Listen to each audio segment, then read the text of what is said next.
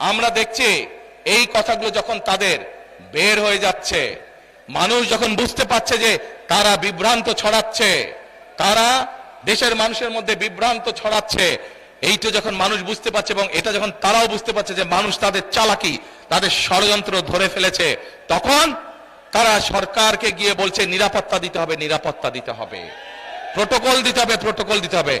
আজ এইখানে এই মঞ্চে দাঁড়িয়ে আমি সরকারকে অনুরোধ করব, এই অন্তর্বর্তীকালীন সরকারকে অনুরোধ করব, অন্তর্বর্তীকালীন সরকারের যারা প্রধান আছেন ডক্টর ইউনূস সকলকে অনুরোধ করব, তাদেরকে যেই প্রোটোকল দিয়েছেন, আমাদেরকে যেই নিরাপত্তা দিয়েছেন, আমরা আপনাদের অনুরোধ জানাচ্ছি সরকারকে, বিএনপির পক্ষ থেকে, লাখো জনতার পক্ষ থেকে তাদের প্রোটোকল দরকারের 3 ডবল করে দেন।